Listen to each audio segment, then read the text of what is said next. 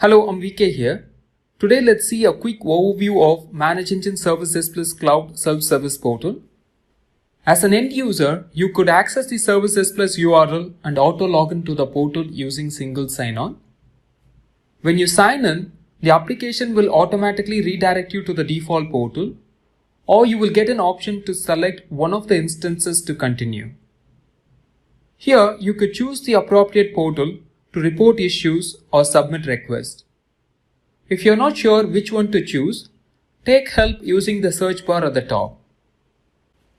Now let's choose the IT Desk portal.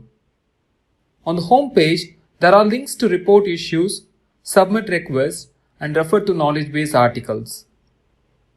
You could track the status of the earlier submitted tickets in My Summary widget.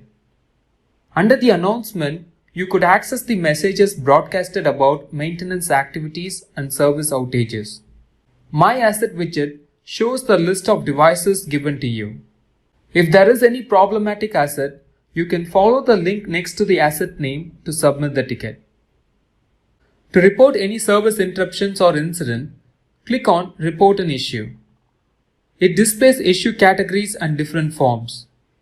Select the appropriate form or general template, fill in the details, and submit the ticket. You could track the status of the tickets through email notifications, ServiceDesk Plus mobile apps, or from the self-service portal, or within Microsoft Teams or Office 365 client if available. Similarly, you could access Request a Service link to check out the list of services offered by the help desk. For example, using the hardware request form, you could review different options and place a request for a new laptop or desktop. The workflow behind this template will automatically send the request for approval and create different tasks for the IT team to complete it after the approval.